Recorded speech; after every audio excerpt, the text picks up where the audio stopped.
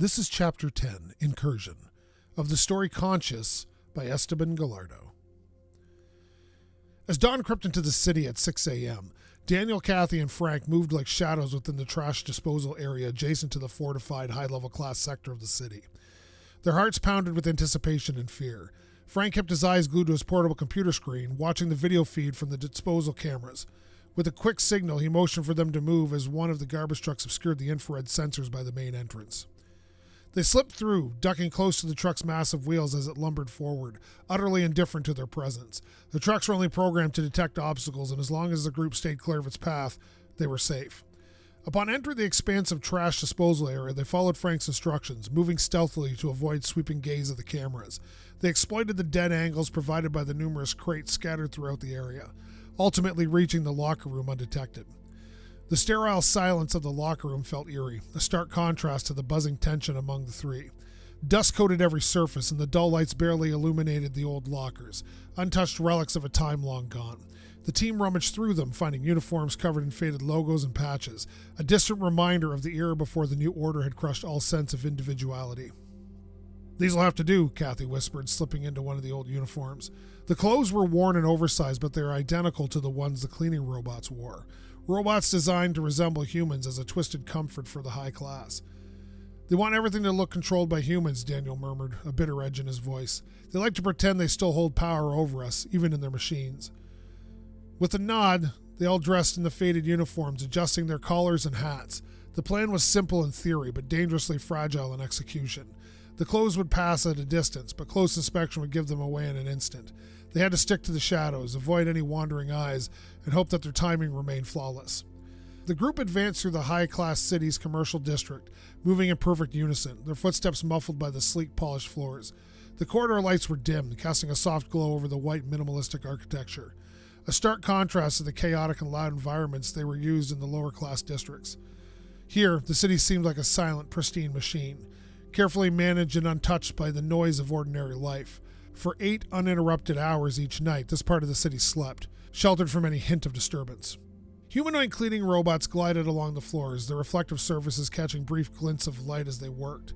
These machines moved with an indifference to their surroundings, oblivious to Daniel, Kathy, and Frank as they maneuvered past.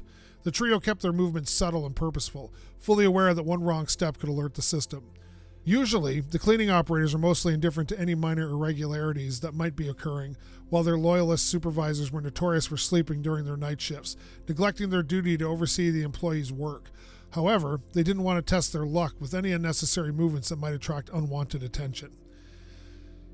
As they approached the residential area, they found themselves facing their first significant challenge, a heavily secured access point where security measures grew exponentially tighter.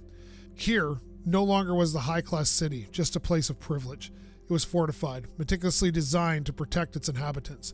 Years of strategic media messaging had sown a constant paranoia in the high-class population, making them demand impenetrable barriers around their homes, convinced of the imminent threat. With no way to bypass the security checkpoint undetected, they resolved to take a substantial risk. Frank would employ his personal computing device to access any information that might aid them in overcoming the security barrier. Though he could not disguise his query amidst the processes, the risk of detection by the system remained significant. Frank proceeded cautiously, routing his requests through various nodes within the network to avoid triggering a recognizable pattern that could be flagged as unauthorized access. Eventually, he uncovered data on 2 security robot operators responsible for the current checkpoint. At that juncture, gathering data was their sole recourse. Any active interference would have been instantly detected by the system. Regarding the data on the remote operators controlling the security robots, one of the guards, named James, lived alone and appeared to have a moderate case of ludopathy, with an addiction to a VR world specializing in gambling. The other guard, named Larry, was married with 2 children. Larry was struggling economically due to one of his children undergoing cancer treatment. The expenses were so exorbitant that Larry was forced to secure a loan from a local criminal organization to make ends meet. He was now working numerous double shifts in an attempt to keep up with the payments, but he knew he needed another solution. Daniel saw an opportunity in the information they had gathered. He asked Frank and Kathy to remain in position while he attempted to leverage the situation to their advantage. With one guard potentially vulnerable due to his gambling addiction and the other desperate for financial relief, Daniel formulated a plan. Daniel approached the checkpoint, maintaining a steady, controlled pace, his face partially hidden under his cap. James and Larry, the guards on duty, observed him with mild curiosity, not alarmed, but suspicious. It was rare for a robot to cross on foot rather than being transported by truck. Just as the guard's suspicions were about to escalate into high alert, upon fully recognizing that the robot was, in fact, a human, Daniel acted swiftly. With a voice both calm and commanding, he said, "James, Larry, I know your names." The two guards froze, their expressions shifting from curiosity to shock and fear. The weight of hearing their real names spoken aloud in a place where such information was closely guarded left them visibly shaken. They both knew the severe consequences for any unauthorized person gaining knowledge of their identities. Seeing their reaction, Daniel pressed on, his tone firm but not threatening. "I'm one of you, a minion. I'm not here to expose you, and I don't want any trouble. I need you to stay calm." The fear in their eyes lessened, replaced by tense uncertainty. "I need your help. My friends and I need to get past this checkpoint," Daniel continued. Before either of them could protest, he added quickly, "And in return, I can make it worth your while, enough for you to forget all the problems in the real world." After a few tense seconds, Larry was the first to speak, his voice tinged with both curiosity and caution. "How do you plan on doing that?" Daniel replied calmly, "We can hack the VR gambling world so you can win the next game." He watched as James' eyes widened for a moment, reflecting a glimmer of hope mixed with suspicion. "If you could do that," James replied skeptically, "you'd already done it." Daniel pressed on, choosing his words carefully. "Our system could work, but using it would put a target on our backs. Directing prize money to ourselves would only make it easier for the system to track us down." Larry seemed to process this, still clearly hesitant but unable to ignore the possibility. "Why risk it now, though? And wouldn't the system tag us as cheaters, too?" Daniel leaned in, lowering his voice slightly. "We're on a one-way mission. We're not coming back. You need not worry about being implicated. The hacking will be perceived as an unusual system glitch, something to investigate only if a connection between the prize and the anomaly's origin is suspected. They will search for links back to us, but not you. Ultimately, they will dismiss it as a random anomaly and the address issue. Your prize will remain untouched." "How do you know this isn't a scam?" Jamie's voice held a rough edge of suspicion, but his eyes betrayed him, gleaming with an unmistakable pull of temptation. He was hooked, teetering on the edge, yet still grasping for a shred of caution. "You ever seen a real minion in this part of the city?" Daniel's voice was low, coaxing yet firm. "We know the risk we're taking just by standing here. This is it. A once-in-a-lifetime offer. One you'll never see again." A heavy silence settled over them, each man staring at the other, assessing, weighing unspoken truths. Then, after a tense pause, James and Larry turned away to speak in hushed tones. Daniel observed them carefully, his senses attuned to their intentions. Though their words weren't quiet, their energy radiated a shared resolution. They were in, but they needed to cement the pact between them, a silent promise. For James, this deal meant finally seizing something he'd chased for years, a prize always just out of reach of his gambling soul. For Larry, it was a lifeline, a means to save his family from grinding desperation that shadowed them. When they returned, their expressions were firm. They were ready. Daniel nodded, signaling Frank and Kathy to step forward. He leaned towards Frank, his voice just above a whisper. "Time for that hack you found in the gambling VR network. Make the prize look real. James is betting everything." Frank's fingers danced across the controls, deftly setting upon the instant lottery win with precision only he could deliver. Daniel felt the weight of the moment settle in. He knew James's promise was genuine. Larry would receive his share, enough to pull his son and family from the brink. Then, with a simple press, James placed the bet. The digital numbers flashed across the display and, just like that, the grand prize was hit. The light in James's eyes was blinding. Unfiltered shock and elation. A lifetime of losses finally redeemed. Larry, standing beside him, looked equally stunned, his mouth hanging open, the weight of his future lifting. With their winnings secure, they allowed Daniel, Frank, and Kathy to pass through the checkpoint, their debts silently acknowledged. But just as they were about to cross the safety, a voice called out. "Wait!" It was Larry. "Guys, I don't know where you're headed, but you have no idea what this money means to me." Larry's voice trembled slightly, a mix of gratitude and newfound hope. He took a breath and added, "With those clothes, though, you won't get far. We have some uniforms for our security bots. This should help you blend in, at least enough to make it through the next few blocks. It's the least I can do. I feel like you're good people." Daniel, Kathy, and Frank exchanged a glance, momentarily stunned by the unexpected generosity. The relief was palpable. They turned to Larry, each thanking him with a sincerity that needed no words. This was no more than just a gesture. It was a lifeline. They entered the dimly lit security checkpoint room. There were rows of mechanical equipment and spare bot parts lining the walls. The security uniforms hung stiffly in a corner, emitting a faint metallic scent. They suited up quickly, feeling the weight of the protective gear, each piece fitting over them like armor. As they left, they resisted the urge to look back or give another farewell. Every extra word, every lingering glance could tip the scales against them. They had to slip past the second big hurdle, and Daniel knew that even the smallest misstep could shatter everything they'd built. The remote security operators could have sounded the alarm at any point, reporting the breach in real time. Yet somehow, Daniel had worked a quiet magic, bending the system just enough to let them pass undetected. To Kathy and Frank, it felt like they had just witnessed a miracle. Thanks to the security uniforms, Daniel, Kathy, and Frank slipped through the residential neighborhood undetected. The clock struck 7 a.m. as they entered the district, a cluster of polished, pristine homes belonging to the professionals, the elite class of society. Here, all was hushed. The occupants enjoyed a deep, undisturbed sleep, unaware of any intrusion. The silence was almost surreal, broken only by the occasional thud of dumpsters closing as silent, unfeeling cleaning bots completed their rounds, whisking away any stray remnants of last night's waste. Moving quickly, they passed through the sleeping neighborhoods just as the first light began to flicker on the scattered houses. People were stirring, ready to begin another day, but for now, their attention was focused inward, not on the empty streets where Daniel and his team blended seamlessly into the shadows.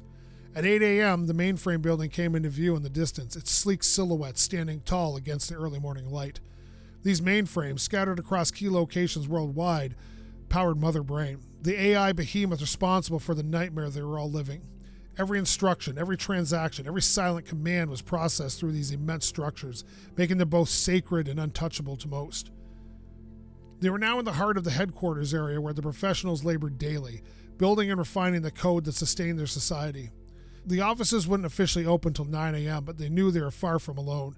Although human security presence was light at this hour, service robots were already busy at work, their mechanical hands setting tables, filling coffee machines, and arranging supplies in anticipation of an incoming wave of professionals.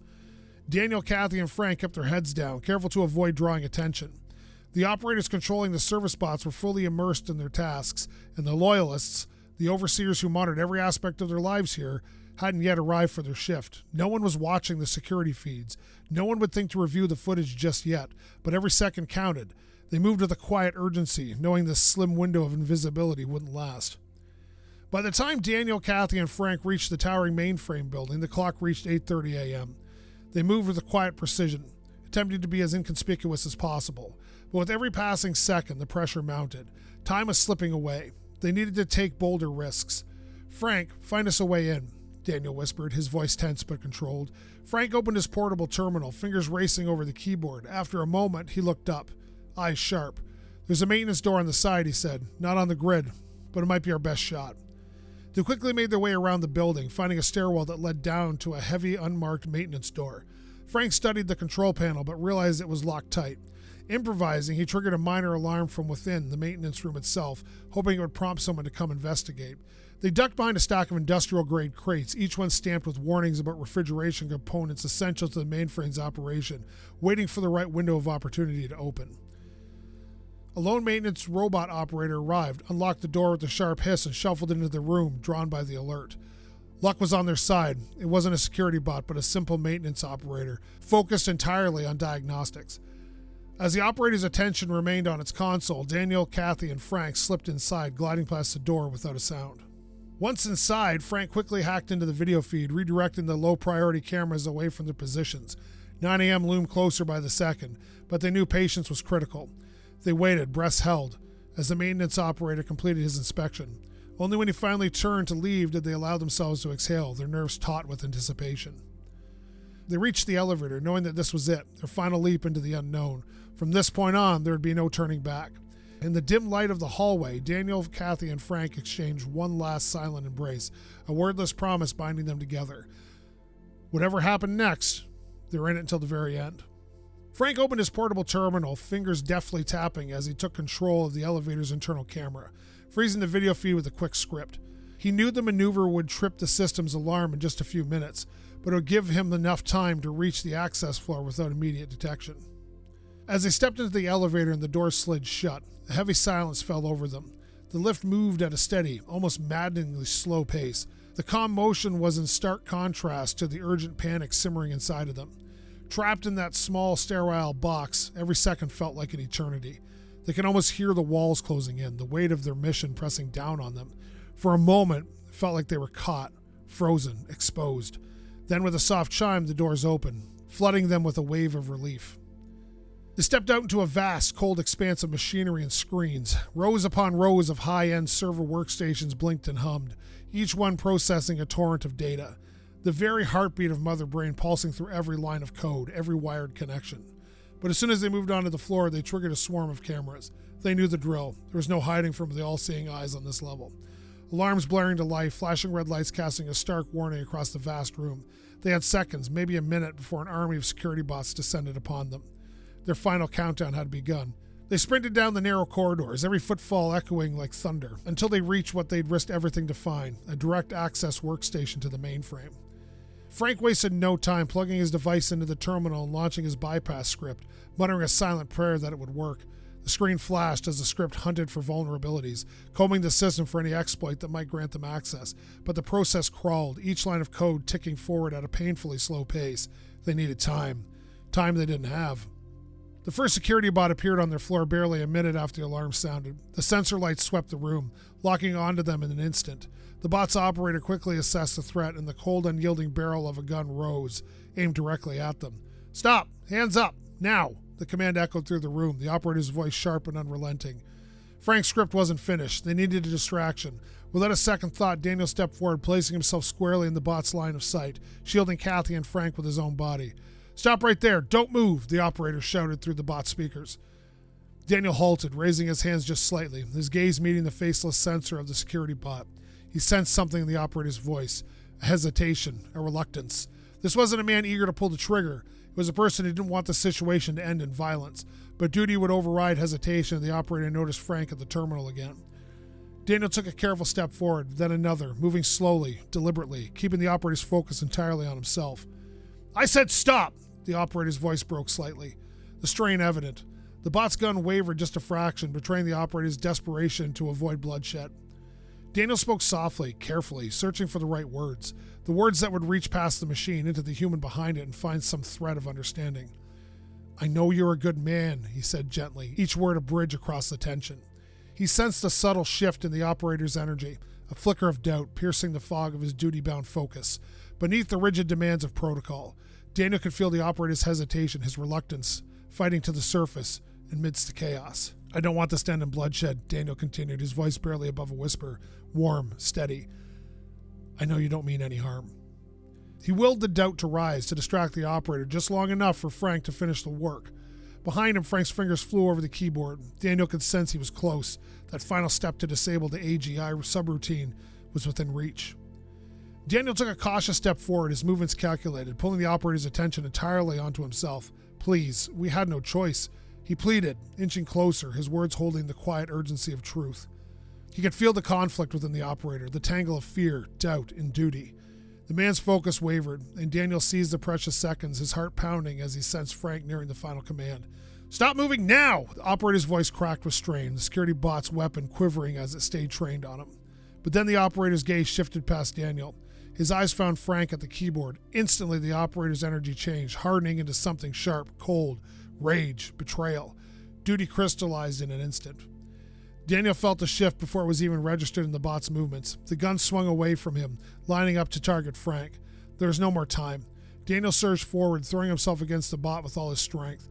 The shot fired, veering off just enough to miss Frank, but the operator retaliated instantly, shoving Daniel aside with brutal force. Pain shot through his arm as he crashed to the ground, a sickening snap telling him it was broken. But it was done. In that single desperate second, Frank executed the final command. The AGI subroutine flickered out, and with it, the relentless calculating reach of Mother Brain. Frank turned, giving Daniel a thumbs up, his face lit with relief. But just as a wave of victory swept over them, a message appeared on the workstation screen. "Congratulations, you have completed the final task assignment." That was Chapter 10, Incursion, from the story Conscious by Esteban Gallardo.